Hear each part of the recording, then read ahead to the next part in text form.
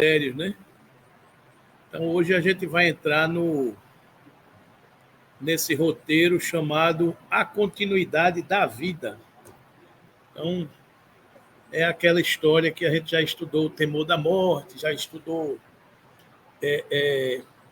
o módulo anterior em relação também a essa questão dos tipos de morte, de desencarne, né? As mortes prematuras, essa coisa toda. E hoje a gente vai entrar nesse módulo observando a continuidade da vida. Desencarnou, né? E agora, né? Então, analisar a respeito das ideias espíritas que tratam desta continuidade além túmulo, né? E identificar as condições de vida após essa desencarnação. A gente já passou por isso nas semanas anteriores também, mas vamos repetindo, estudando, revendo alguns conceitos para a gente ir consolidando a informação, entendendo a vida, né? Não a vida que começa no berço e que termina no túmulo, porque essa é a vida do corpo, mas entendendo a vida do que nós somos, que é o espírito, não é? Então, a gente pensar em como espírito vai mudando essa nossa perspectiva, vai mudando o entendimento de tudo que nos acontece, de tudo que nos cerca, os fenômenos, as leis, as circunstâncias, as realidades que a gente se depara, né? Então, com a desencarnação, que é isso que a gente está falando aqui, quando o corpo morre e o espírito desencarna, o espírito, que nós somos, retorna ao plano espiritual, à sua pátria de origem, ou seja, de onde a gente veio. A gente veio do mundo espiritual, a gente vive uma experiência na carne e volta para o mundo espiritual. Daí aquela reflexão de que tudo está dentro de um contexto de experiência da alma humana, onde a gente entra e sai do corpo sem nunca ter saído da vida, a vida do espírito. Então, a vida é do espírito. Quando a gente entra e sai do corpo, é uma experiência da alma humana, é uma encarnação, né? Então, a gente ter essa perspectiva, esse entendimento, muda a compreensão de muita coisa, né? Então, este mundo espiritual é um mundo que pré-existe e sobrevive a tudo, como está lá no Livro dos Espíritos, na questão 85. À medida que o espírito se integra à vida no além-túmulo, ou seja, na pátria espiritual, reduzem-se naturalmente as influências oriundas do plano físico. Quanto mais a gente está no mundo espiritual, menos a gente vai se influenciando do mundo material. Então, daí a afirmativa do Cristo que deixai aos mortos o cuidado de enterrar os seus mortos. Então, deixe na terra as coisas da terra e vamos cuidar das coisas do espírito, né? Dessa forma, a morte não é nem uma interrupção, nem a cessação da vida, mas uma transformação, sem solução de continuidade. Então, eu saio do corpo e volto ao mundo que eu sempre vivi, que é o mundo original, que é o mundo do espírito. Não é? A condição dos espíritos na vida de além-túmulo, sua elevação, sua felicidade, tudo depende da respectiva faculdade de sentir e de perceber, que é sempre proporcional ao seu grau evolutivo. Então, um outro conceito importante da doutrina espírita é a gente saber que nós somos espíritos em um processo de evolução. E não há espírito igual a outro. Cada um tem seu grau de evolução, né? Então, João, Amaro, cada um de vocês tem um grau de evolução. Na nossa casa, o pai, a mãe, o filho, o irmão, cada um tem um grau de evolução. Então, cada um tem um grau de elevação. E a sua felicidade e a sua compreensão depende desse grau de evolução e de entendimento. E tudo depende dessa faculdade de sentir e de perceber, né? Então, isso pode fazer com que a gente seja feliz ou triste dentro de um contexto que a gente está vivendo. Se eu entendo melhor o contexto que eu estou vivendo, se eu sei que de um pé de uva não nasce manga, eu posso viver melhor. Então, eu não posso exigir de uma criatura que está comigo que eu percebo que está num grau de percepção diferente, eu não posso exigir dela o que ela não pode dar ainda. Então, por quê? Porque todos nós temos graus de elevação diferentes, mas, inclusive, nós somos imperfeitos. Hein? E eu sei. Tá. Então, faz mal não. Então, inclusive a gente, também não é espírito elevado. A gente tem lampejos de discernimento. Então, às vezes, a gente sabe disso, mas tem hora que a gente não suporta. Tem hora que a gente faz, mas, meu Deus do céu, não é possível. Aí, agora, como a gente já é uma consciência em transformação, em evolução, logo em seguida a gente se arrepende. Faz, mas, meu Deus, eu não... Né? Aquilo que a gente teve, aquele rompejo do homem velho que ainda habita dentro de nós, ele, na hora, se arrepende. Mas, rapaz, eu não estou vendo que é desse jeito. Né? Então, às vezes, você cai em si. É por isso que tem um ditado que diz: ninguém deve tomar decisão com o fígado. Ninguém pensa com o fígado. A gente pensa com o intelecto, com o raciocínio, com o sentimento. Né? Então, às vezes, você toma uma decisão movido pelo calor do momento. Às vezes, cabeça quente é o quê? Má conselheira. Né? Não tem um ditado que diz assim, né? Cabeça quente é má conselheira. Então, quando você estiver nervoso, chateado, angustiado com alguma coisa, não decida, não. Vá dormir, esfria a cabeça, toma um banho frio, vá caminhar, respire, faça uma prece, para depois você tomar uma decisão. Porque depende desse grau de sentimento e percepção que a gente tem.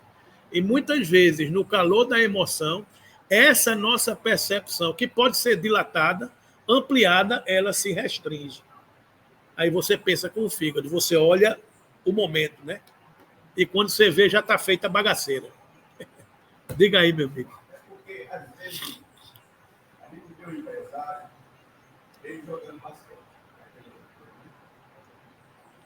Aí você fica pensando assim, ele está se divertindo, às vezes não está. Você está com uns problemas lá. Está desopilando. Não para nos problemas. E vai desopilar. Desopilar. Aí ele vai, aí daqui eu crio a solução. Eu devo fazer assim. Acontece com muitas vezes. Você está com um problema, vai dormir, escolhe teu tempo. Aí vem a intuição. Aí eu posso fazer dessa maneira. Aí e às vezes a intuição, Amaro, você está tão mergulhado no problema que os nossos mentores e guias espirituais querem nos ajudar. Estão ali tentando dar a intuição. Estão ali tentando lhe dar o conselho. Ô, minha amiga, você é uma benção, como diz o ditado, né? Uma benção. Você e João, né? E Sônia, que aqui sempre está. Obrigado, querida. Valeu. Então, às vezes, eles querem nos ajudar, mas a gente está tão focado naquele problema que a gente não pensa em outra coisa. Aí, quando você vai direcionar o pensamento para outra coisa, jogar basquete, empinar papagaio, cuidar do jardim, lavar um tanque de roupa, passar um pano na casa, fazer a tarefa de uma criança. Quando você vai ocupar a sua cabeça com outra coisa, você sai daquela ideia repetitiva. E quando você sai daquela ideia repetitiva cristalizada, você consegue o acesso à informação e a ideia vem. Aí você, puxa vida, né? Então, na verdade, é isso. Você, às vezes, fica tão mergulhado, em si mesmado, como se diz, né? Você fica tão para dentro de si que você esquece de olhar o mundo, né? Porque, às vezes, o caba diz que o olhar dos apaixonados, dos enamorados, brilha, o cara vê as estrelas, vê a lua, vê o céu. Não é assim, né? O caba, quando está namorando, quando está cheio de amor, o caba olha o mundo e fala, rapaz, olha que planta verde, que céu azul, olha a lua nascendo. Por quê? Porque aquele ser, ele está elevado no seu patamar de vibração. Então, quando ele se eleva no seu patamar de vibração, a visão se amplia, se dilata. E você, quando está cheio de problema, de angústia, você caramujo, você desce o padrão de vibração e deixa de enxergar o que está ao seu redor, né? É a história de quem está subindo uma escada. Quanto mais elevado na escada você tiver, melhor é a amplitude do que você enxerga. Quanto mais baixo o degrau que você está, menos você enxerga, né? Então, quando você está com um sentimento elevado, você é como se você olhasse de cima. Você tem uma percepção melhor. Então, todas as vezes que a gente está angustiado, a vibração é densa. Então, nosso espírito fica mais próximo do problema, fica mais próximo da terra. E se você eleva o pensamento na oração, na prece, você eleva o pensamento. Na hora que você eleva, você olha aquilo ali, faz, ó, para aqui, se eu for por aqui, eu vou me livrar disso aqui, porque você está enxergando melhor, né? Então, e a gente sabe que a evolução espiritual é isso. Quanto mais elevado o espírito, maior a acuidade visual que ele tem de enfrentar determinados problemas. Porque já passou por aquilo, porque sabe como funcionam as leis, porque algo que ele já fez no passado lhe fortalece no presente, né? E sabe que não adianta ficar dando murro em ponta de faca.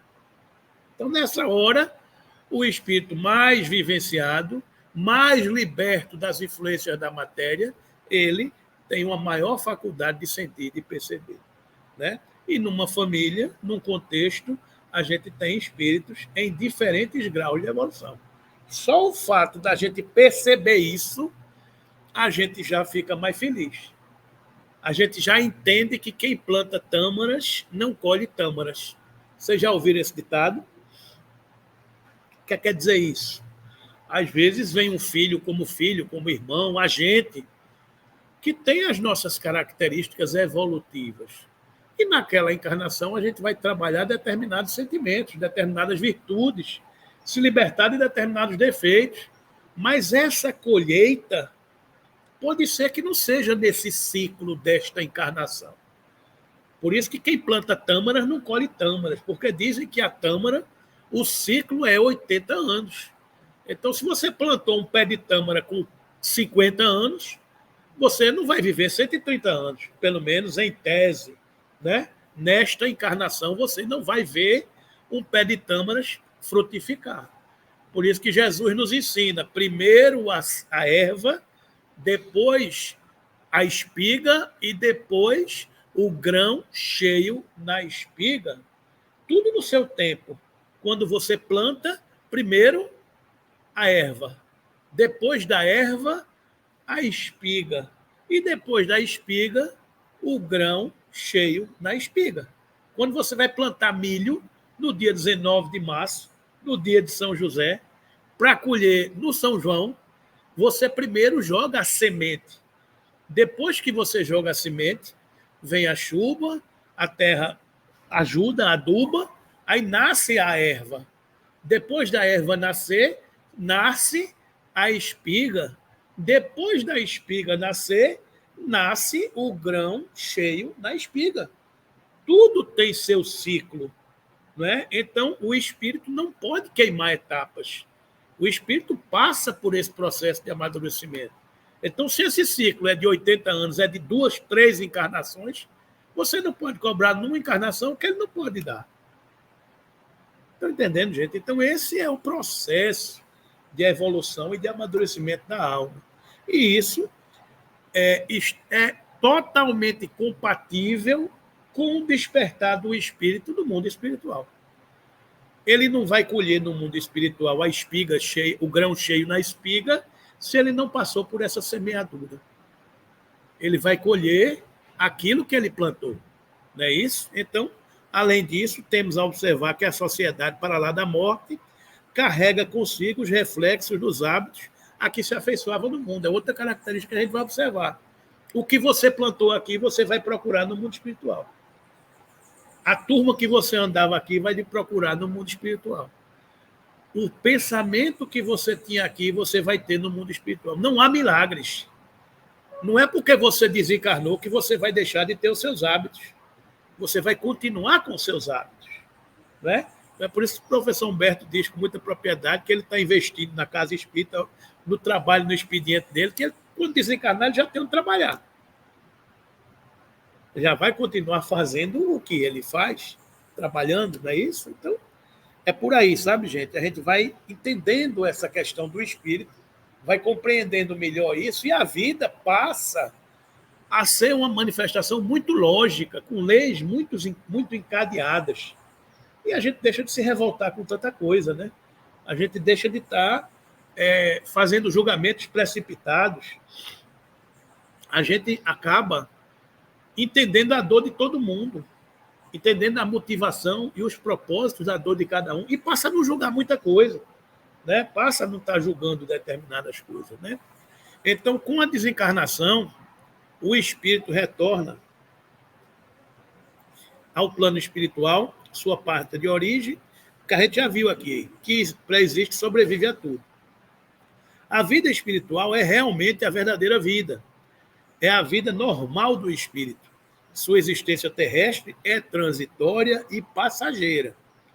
É uma espécie de morte, se comparada ao esplendor e atividade da vida espiritual.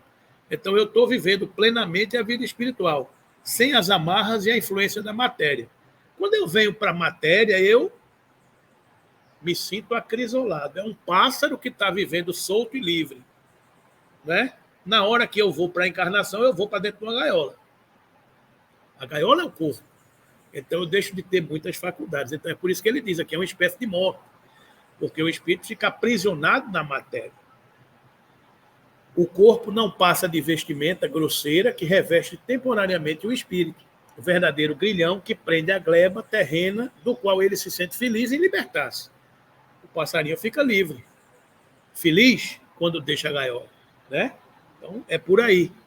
Com a desencarnação, inicia-se então a fase de adaptação ao novo plano existencial de diferente nível vibratório, que pode ser mais ou menos acelerado, mais ou menos confortável, de acordo com as condições íntimas de cada desencarnado.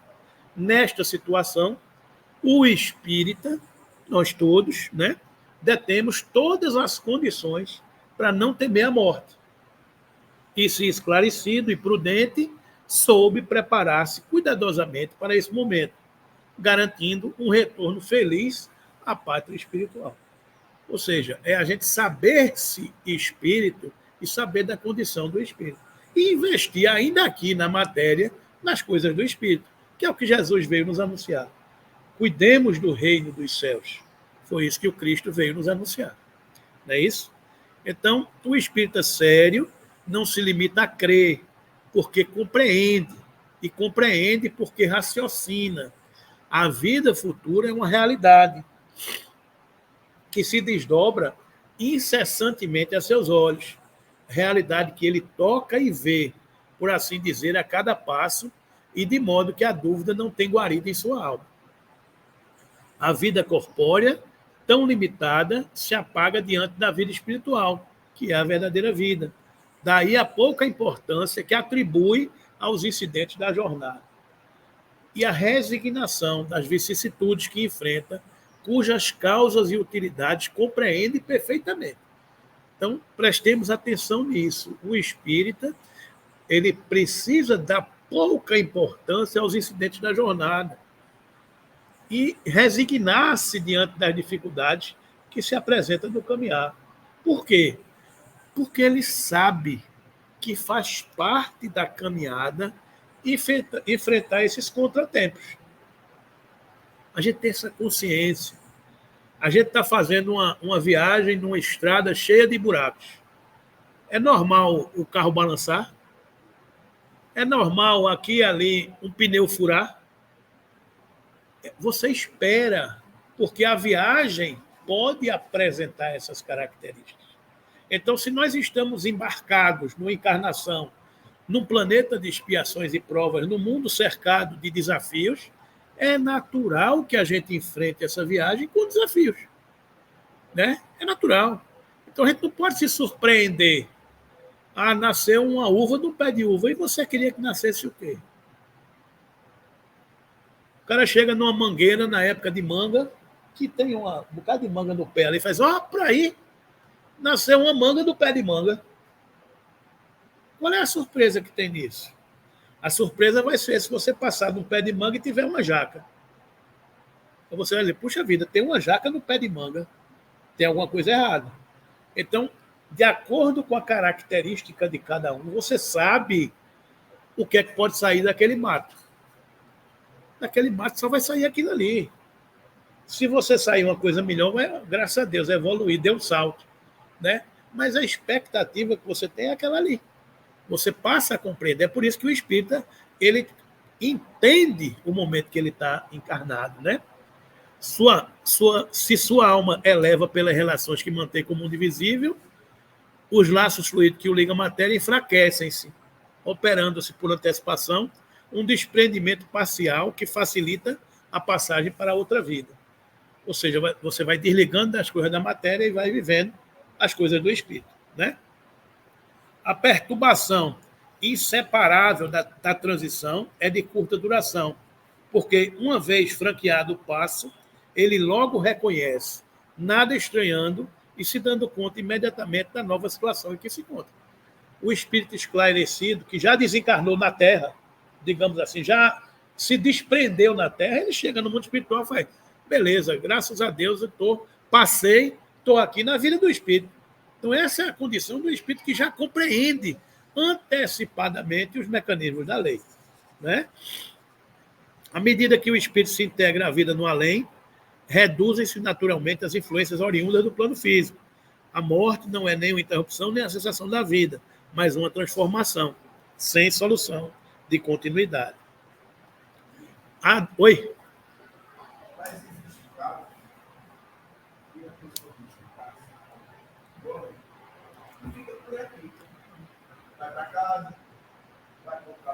A gente vai ver aqui. A gente vai ver aqui. A gente vai ver essa situação aqui. Ainda ontem, na reunião mediúnica, teve um caso desse. Um espírito que estava preso às coisas da matéria. Por que você não se liberta disso, meu irmão? Não, porque eu gosto da terra. Eu gosto do dinheiro, eu gosto do carro, eu gosto da casa, eu gosto dos prazeres, eu gosto do sexo, eu gosto da bebida, eu gosto do vício. Eu gosto de tudo isso. Então, por isso que eu estou preso aqui. Então, quanto mais você cuida das coisas do espírito, mais fácil é esse desenlace, né? A adaptação do desencarnado no plano espiritual pode, contudo, não ocorrer de imediato. Às vezes, o espírito se revela marcado por angústias e tristezas, nem sempre relacionadas à imperfeição moral, propriamente dita, mas em razão de desinformação e ignorância a respeito da sobrevivência do espírito ou das condições da vida após a morte do corpo físico. É comum a gente chegar em reunião mediúnica e o espírito dizer, mas puxa vida, por que não me disseram isso? Os espíritos reclamando que não sabiam. Por que não me disseram isso? Né? Então, nesta situação, não se preparando adequadamente para a morte, a pessoa apresenta dificuldade de integração à realidade da qual agora faz parte. A difusão das ideias espíritas pode, assim, reverter ou amenizar esse quadro. A gente divulgar que não há morte, que a vida do espírito continua, ameniza esse quadro. Né? Então, a gente, nesse sentido, a gente converge à grande notícia da semana da Páscoa, que é a ressurreição do Cristo. A ressurreição do Cristo é a ideia de que não há morte. A Páscoa católica, ela dá a notícia de que Cristo ressuscita ao terceiro dia. A gente não vai discutir se o corpo do Cristo que aparece é um corpo espiritual ou é o corpo que estava no túmulo e que apareceu e que ele vai ser ressurreto e vai viver permanentemente no mundo dos céus daquele jeito. Eu não vou discutir isso, porque isso é um detalhe. A doutrina espírita entende que ali ele apresentou um corpo espiritual materializado, digamos assim. Mas a gente não vai discutir isso, porque são detalhes. A informação fundamental é não há morte. A informação fundamental é essa. Então, se a gente converge nisso, se todo mundo concorda de que não há morte, está tudo certo. Mas na frente a gente discute as outras coisas. Não é isso? Então, quem viu aquele filme de Divaldo, Divaldo, Mensageiro da Paz, né, se eu não me engano, ele tem uma cena que ele vai entrando num auditório para fazer uma palestra e ele vê a mãe, o pai, parece que os irmãos, 3 ou 4 espíritos que viram para ele e diz, Di, aí ele vira. Aí quando ele vira, a mãe dele diz para ele, meu filho, vai lá e vai dizer às pessoas que a morte não existe. Essa é a fundamental importância. Dizer às pessoas que a morte não existe. É por isso que todos vocês, nos velórios, nos enterros, nas mortes de membros da família ou de amigos, a gente é questionado. As pessoas perguntam, você é espírita? O que foi que houve? Ele está vivo? As pessoas querem essa notícia. As pessoas querem essa notícia. As pessoas querem essa informação. Querem essa boa nova. Querem que você console.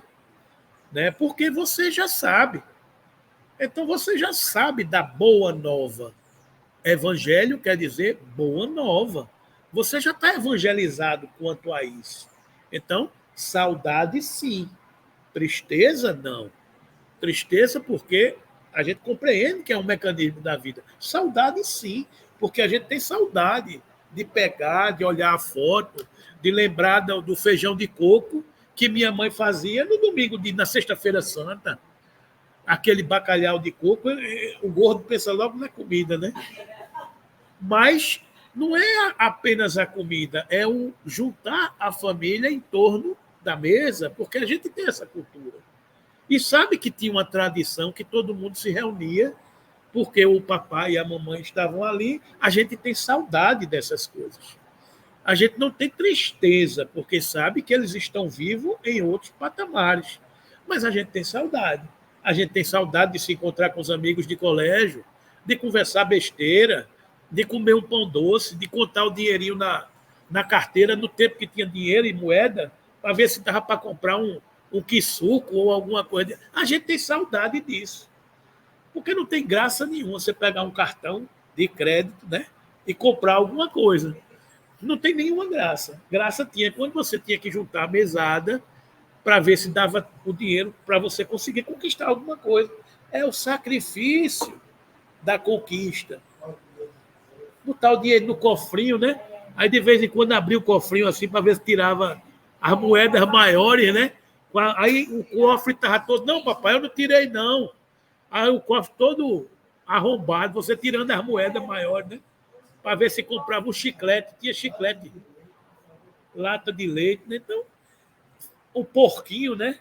Agora, se você não se desprende dessas coisas, tem espírito que volta na reunião mediúnica procurando a botija que enterrou no quintal.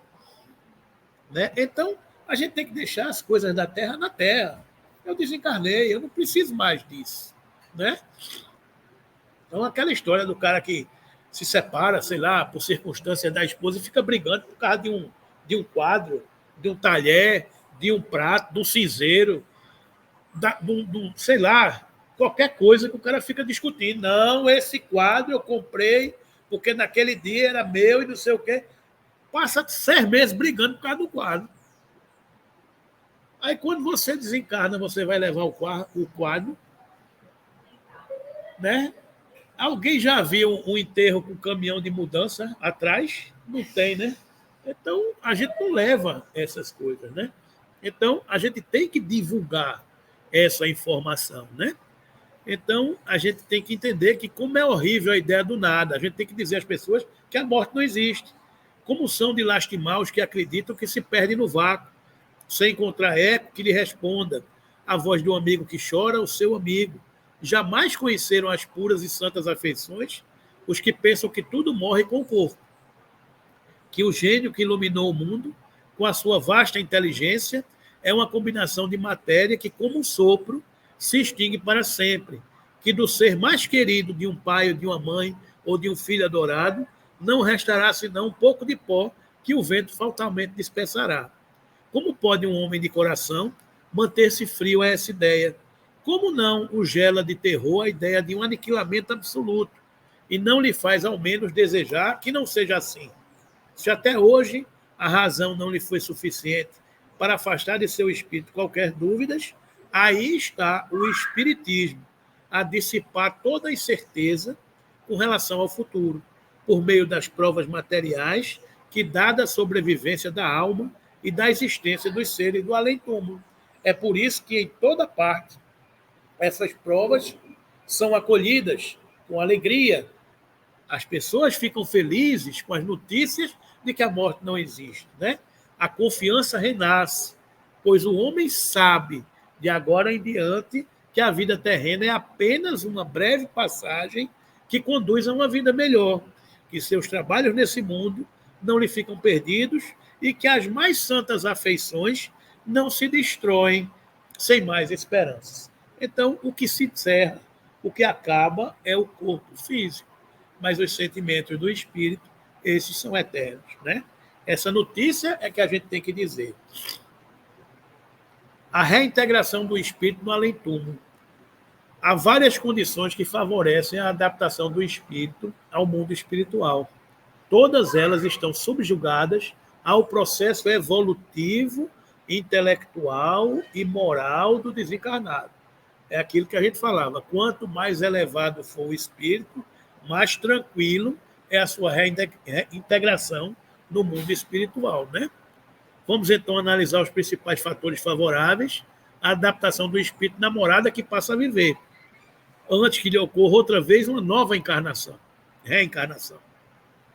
4 aspectos: condições do desligamento do perispírito, do corpo físico, estado de perturbação que acompanha a desencarnação, condições morais do espírito e condições relacionadas ao gênero de morte.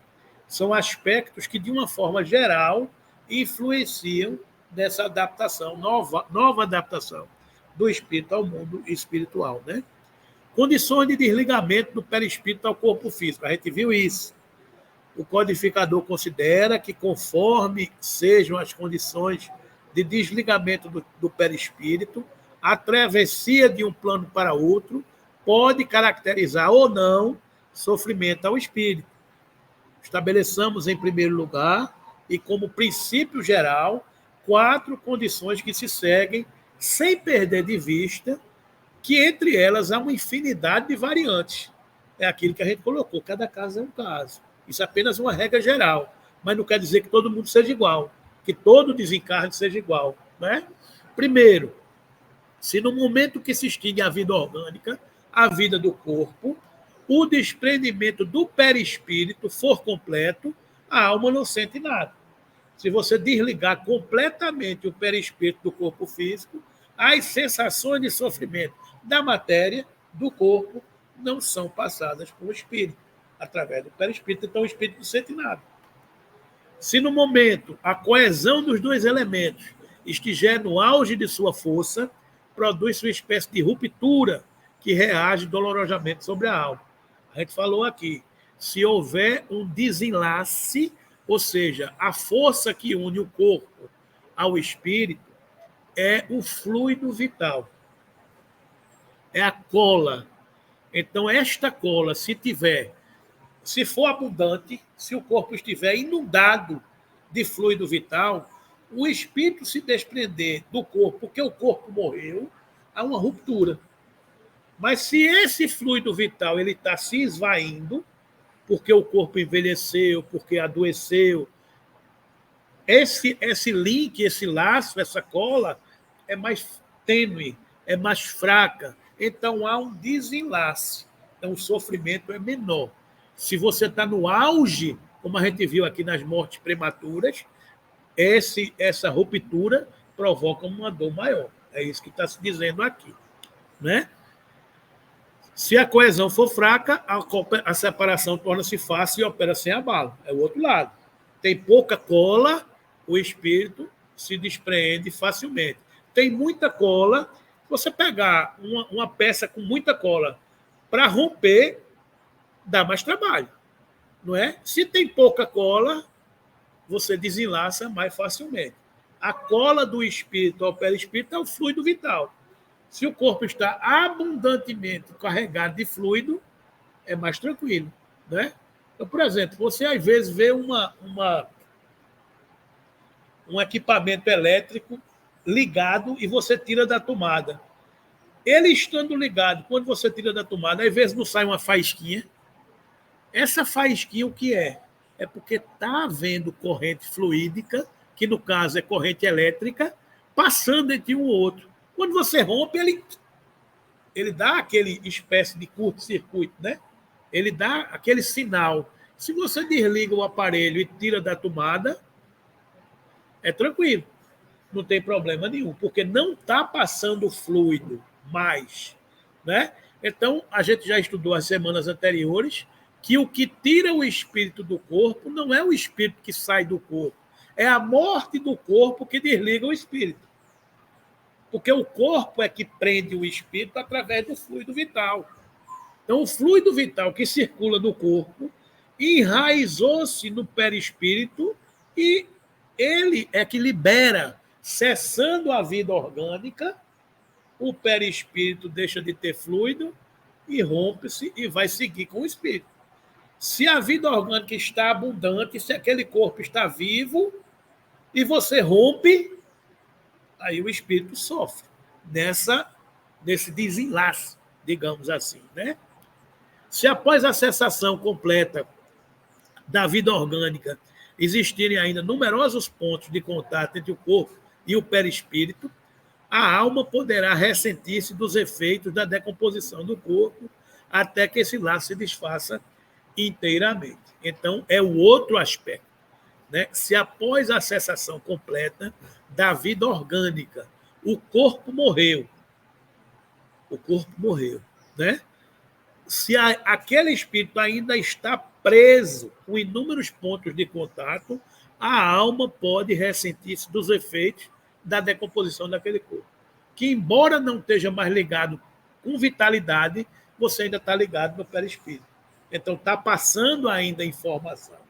Então, você se ressente daquilo ali. Agora, de novo, a gente viu aqui em cima. Há entre elas uma infinidade de variantes. A gente não conhece os atenuantes, os agravantes, o processo. Alguém pode chegar lá e dizer, vou desligar. Eu vou afastar esse vínculo que está tendo aqui. Porque você diz logo, por exemplo, a gente atribui o suicídio, morte violenta, a esses casos aqui, o segundo e o quarto. O espírito ainda está preso ao corpo e sente as sensações. Existem espíritos que sentem as sensações do corpo padecendo? Existe. Existem leis que podem dizer, enquanto estiver durando a força da energia vital que ele teria, ele padecerá, porque é da lei. Mas você não sabe se pode ter uma intercessão de dizer, eu vou desligar. Eu vou pegar aquilo ali, algum ente querido que o ama, o amor interfere, cobre a multidão de pecados. Eu vou entender aquilo ali e vou tirar aquilo ali. A lei faz com que ele esteja atraído. Mas alguém pode interceder. Eu vou lá e vou ajudar ao desligamento, né? Se eu não me engano, em Missionários da Luz, tem um caso do espírito de alguém que suicida-se e a espiritualidade vai lá ajudar. Pelo processo natural da lei, ele padeceria algum sofrimento. Porque o corpo ainda está ligado ao espírito através do perispírito, pelos laços que o prendem. Mas a intercessão de alguém chegou a dizer, vamos lá ajudar. Aí você pega aquele caso e vou tratar daquela situação. Né? Então, observem, todo mundo que se fere vai sangrar até morrer.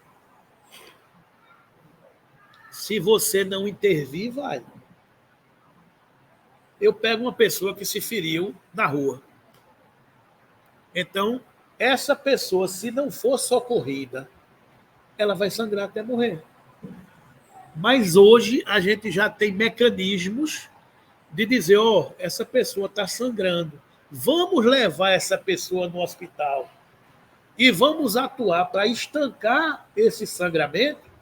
Então você intercedeu e parou aquele processo. Porque é do mecanismo da lei que ela poderia padecer daquela enfermidade. Mas a gente já evoluiu a um ponto tal de que ela não vai padecer. Porque houve uma intercessão. Não é? Então, antigamente, quem tinha um infarto morria. Porque a medicina não conhecia saber o que era Hoje, o cara já vai no hospital, identifica por um exame de imagem, bota um estente ou toma um remédio, e o que estava provocando uma eminente morte do corpo é aliviado por uma intercessão. Então, do jeito que a medicina atua aliviando as consequências do corpo físico, o amor atua aliviando as consequências do mundo espiritual. É simples assim, de acordo com o merecimento de cada um, não é? Então, à medida que a gente evolui, as doenças diminuem, porque você toma vacina, porque você se cuida melhor, porque você tem tratamento. À medida que o planeta evolui, os espíritos evoluem, as consequências no mundo moral podem ser aliviadas, porque há intercessão, há mérito, há plano de saúde no mundo espiritual. Né? Plano de saúde, que eu quero dizer é o seguinte: pode ser que a gente tenha parentes que tenha muito bônus horas, que nos amam, e na hora que a gente cometer uma bobagem, o cara faz, não, eu vou aqui bancar o processo de tratamento dessa alma, que me é muito cara, que me é muito querida. Então, a gente não conhece os mecanismos da lei. A lei é essa. A lei é o seguinte: se eu cortar meu pulso, vou sangrar e vou morrer. Mas se eu cortar meu pulso e alguém perceber, eu vou socorrer imediatamente no hospital e alguém vai chegar lá, vai pegar a veia, vai tratar e vai resolver. Estancou aquele processo com o mecanismo. Então, no mundo espiritual, a mesma coisa. A lei diz que será desse jeito, mas pode ter uma intercessão. Pode ter uma intervenção que o amor cobre a multidão de pecados. É por isso que cada caso é um caso. E pode ter um caso que o casal pai dele não vou poder interferir, não, porque esse espírito já passou tantas vezes, então ele vai precisar passar por isso, porque dessa vez é necessário. A gente não conhece o processo. Estão entendendo, gente? Então, é um pouco isso que a gente está explicando, é um pouco isso que a gente está entendendo. Né? Daí resulta que o sofrimento que acompanha a morte está subordinado à força adesiva que une o corpo ao perispírito. Que força adesiva é essa? Fluido vital. Que tudo que puder atenuar essa força e acelerar a rapidez do desprendimento torna a passagem menos penosa.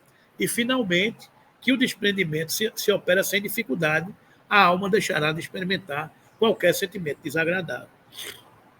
O estado de perturbação diretamente relacionado às condições de desligamento espiritual facilita ou dificulta a integração do espírito no além. Assim, partindo do princípio de que a perturbação é fato normal que acompanha a desencarnação. A sua duração, contudo, é indeterminada e pode perdurar por tempo indeterminado, variando de algumas horas a alguns anos. Quando o espírito tem mais consciência de que está desencarnando, é mais fácil, ele sofre menos. Mas quando há um processo mais longo e ele tem desconhecimento de causa e está preso a muita coisa na matéria, essa perturbação pode perdurar durante muito tempo. Porque o espírito ainda não tem consciência do que é que está acontecendo. Não é? A proporção que se liberta, a alma encontra-se numa situação comparável a de um homem que desperta de profundo sono. As ideias são confusas, vagas e certas. Vê como aquele que, através de um nevoeiro, aclarando-se a vista, pouco a pouco, ele despertando a memória e o conhecimento de si mesmo. Então, essa perturbação é natural. A gente está aqui vendo os amigos aqui encarnados. Aí, se você se desprende e vai para o mundo espiritual, você fica meio confuso. Eu estou falando com as pessoas, mas as pessoas não me respondem. Eu estou dentro de casa, passo por todo mundo e todo mundo não me vê. Então, quem não conhece, passa por um processo de perturbação maior. Né? Quando você conhece, essa situação pode ser mais encurtada, digamos assim. Né? Oi.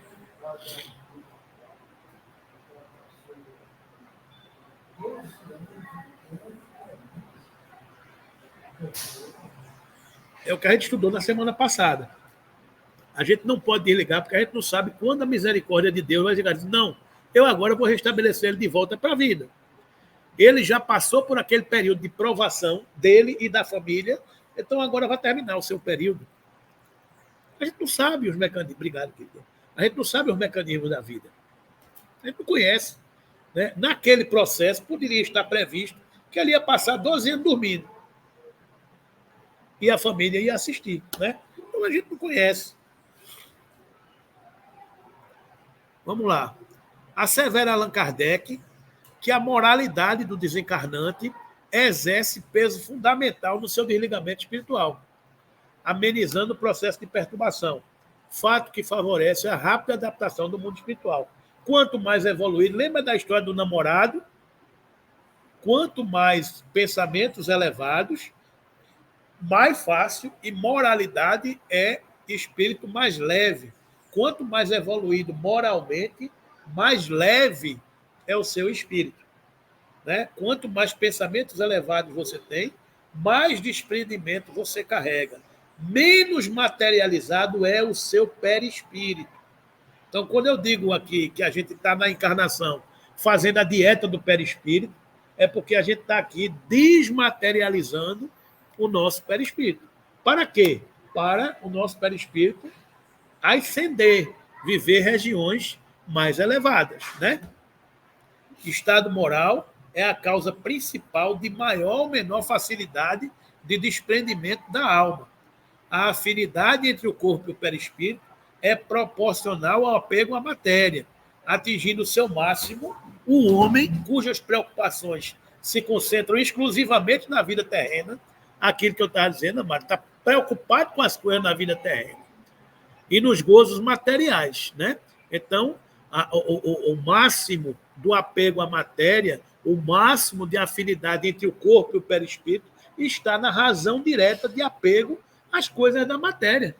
Você quer estar junto do corpo, você quer estar junto da matéria. Você não se desliga pelos laços do espírito. Né? Tal afinidade é quase nula naquele cujas almas já depuradas identificam-se por antecipação com a vida espiritual.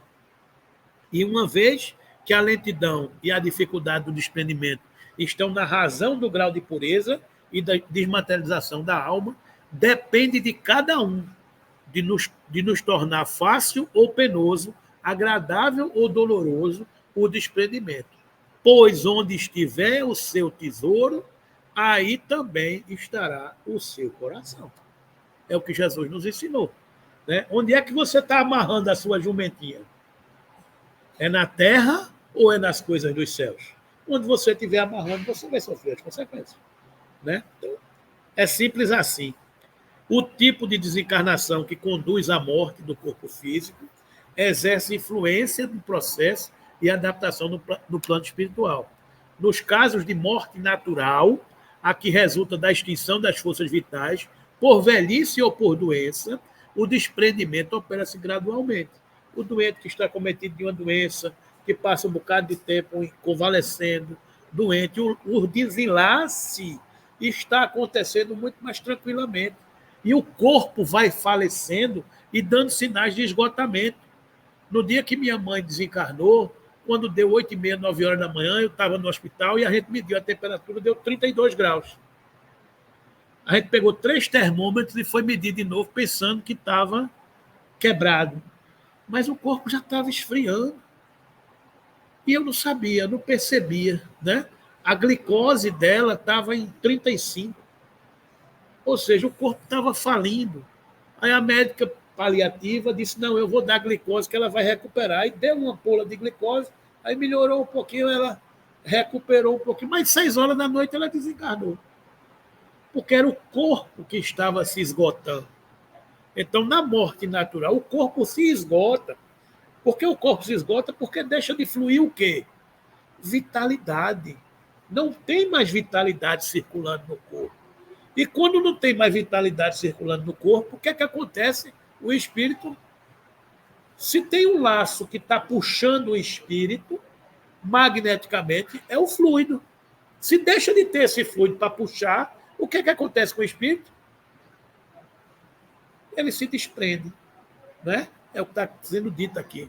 Para o homem cuja alma se desmaterializou e cujos pensamentos se elevam acima das coisas terrenas, o desprendimento quase se completa antes da morte real.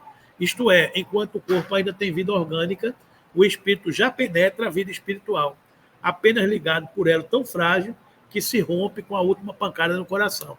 Nesta situação, o espírito já pode ter recuperado a sua lucidez de forma a tornar-se testemunha consciente da extinção da vida do corpo, do qual se sente feliz por tê-lo deixado. Para esse, a perturbação é quase nula, ou antes não passa de ligeiro sono calmo, do qual desperta com indizível impressão e felicidade. Na morte violenta, as condições não são exatamente as mesmas. Como não houve nenhuma desagregação parcial capaz de levar a uma separação antecipada entre o corpo e o perispírito, a vida orgânica é subitamente aniquilada no auge da sua exuberância. Há um corte. Nestas condições, o desprendimento só começa depois da morte e não pode completar-se rapidamente. Ou seja, não estava desenlaçando, estava no auge da sua ligação. E como você matou o corpo, o espírito vai começar a desenlaçar depois. E aí dói mais. O espírito colhido de improviso fica como que aturdido e sente, pensa e acredita-se vivo, prolongando-se nessa ilusão até compreender a sua posição. Em reuniões mediúnicas, a gente vê espírito de soterramento, de acidente, de todas essas condições, que não sabe o que está acontecendo. E o que é o papel do doutrinador? Ajudar no desprendimento dos laços fluídicos. Porque esse desprendimento é depois. É o que a gente faz nas nossas reuniões mediúnicas. Estão entendendo, gente? Então, ajuda no processo de desenlace, né? Pois não, diga lá.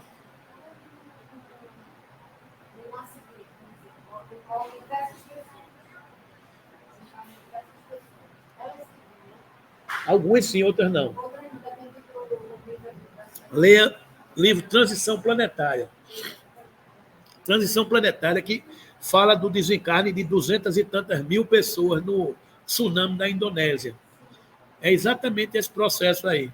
Os grupos de socorristas de diversas religiões, alguns se veem, alguns ajudam os outros, outros não, outros sofrem. Cada caso é um caso, né? Transição Planetária tem lá esse desencarne coletivo. Este estado intermediário entre a vida corporal e a espiritual é um dos mais interessantes para ser estudado, porque apresenta o espetáculo singular de um espírito que julga material o seu corpo fluídico, experimentando ao mesmo tempo todas as sensações da vida orgânica. Né? Então, são as coisas da vida que a gente vai entendendo. Né? Integrado à vida espiritual, o desencarnado prossegue a sua marcha evolutiva, desenvolvendo os aprendizados necessários, mantendo-se vinculados aos espíritos que lhes são afins, os quais, por sua vez, fazem parte de diferentes organizações sociais, colônias, cidades, portos, organizações. O mundo espiritual é totalmente organizado dessa forma. Existe colônia espiritual para tudo, para atender desencarnado de um jeito, desencarnado de outro, espírito que gosta de uma coisa, espírito que gosta de outra, que estudou uma coisa, que estudou outra, né? A desencarnação não opera mudanças bruscas, razão porque nas esferas mais próximas do planeta, as almas desencarnadas conservam as características que eram mais agradáveis nas atividades da existência material. Na verdade, aqui como no plano espiritual, o estado de felicidade e infelicidade encontra-se no próprio espírito, em razão de suas escolhas, crenças e interesses.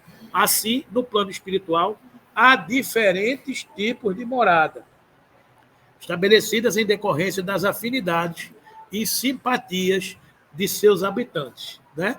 Os espíritos moralmente esclarecidos têm trânsito livre nas diversas organizações, onde atuam como instrumento de auxílio aos que sofrem. Né? Na próxima semana, a gente vai estudar isso, as moradas espirituais, né? Os diferentes graus de evolução disso aí. Né? Pondera Leon Denis que os espíritos inferiores, sobrecarregados pela densidade dos seus fluidos, está lembrado da história da densidade perispirítica, densidade do seu perispírito, fica ligada ao mundo que viveu, circulando em sua atmosfera ou envolvendo-se entre eles, os seres humanos. Argumenta também que as alegrias e as percepções do espírito não procedem do meio que ele ocupa, mas de suas disposições pessoais e dos progressos realizados. Embora com o perispírito opaco e envolto em trevas, o espírito atrasado pode encontrar-se com a alma radiante, cujo invólucro sutil se presta às delicadas sensações, às mais extensas vibrações. Cada um traz em si sua glória ou sua miséria, a condição do espírito na vida do além-túmulo, sua elevação, sua felicidade, tudo depende da respectiva faculdade de sentir e de perceber, que é sempre proporcional ao seu grau evolutivo. As almas colocam-se e agrupam-se no espaço segundo o grau de pureza de seu respectivo invólucro, perispírito, né? A condição do espírito está em relação direta com a sua constituição fluídica, que é a própria obra, a resultante do seu passado e de todos os seus trabalhos, determinando a sua própria situação, acham depois a recompensa que merece. E ninguém pode dar um jeitinho. Só, Edmundo, tu vai viver num estágio mais evoluído. Se o meu perispírito não tiver condições, não vai, não passa. É aquela porta do aeroporto que apita, porque materialmente eu não consigo atingir determinadas vibrações, né? Então, na próxima semana, a gente vai estudar um pouco isso aqui, ó. Estão vendo aí? Isso é a Terra. Camadas espirituais da Terra, 7 camadas. Isso é o nosso planetinha só. Então está aqui, ó. A primeira camada aqui dentro, ó, a crosta, subcrosta, umbral inferior, abismo. Na reunião mediúnica, a gente tem recebido de vez em quando espíritos que estão nas cavernas, tal, estão morando aonde? Nessas regiões mais internas da crosta. Camada 2, crosta, umbral dos encarnados. É onde a gente está.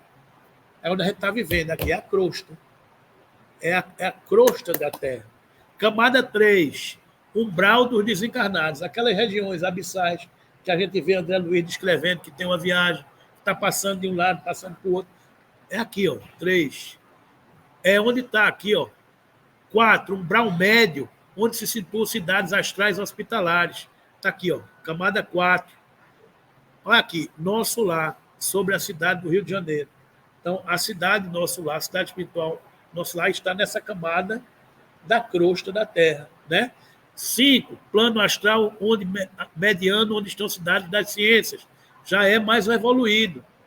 6, plano astral superior. E por aí vai. E aqui em cima, lá em cima, é que tem as estrelas que a gente vê lá no céu. Então, entre a crosta e as estrelas, tem várias camadas onde habitam de acordo com o quê, gente? Com o nosso perispírito, né? Com o grau de evolução do nosso perispírito. Então, quanto mais evoluído for, mais condições a gente tem de ascender. Então, na próxima semana, a gente vai ver um pouco isso, ó, um bocado de colônia espiritual, tá vendo? Do Brasil todo. E são fofocas espirituais que a gente pesquisa na internet. Está vendo a quantidade de colônia espiritual que tem por aí? Ó? Colônia Padre Chico, colônia Estudo e Vida, colônia do Abacateiro, colônia do Arco-Íris, colônia Amigos da Dor, colônia Redenção, Morada do Sol, Nova Esperança, do Moscoso, Sol do Amanhecer. Tudo isso são cidades espirituais nesta camada aqui onde está nosso lar.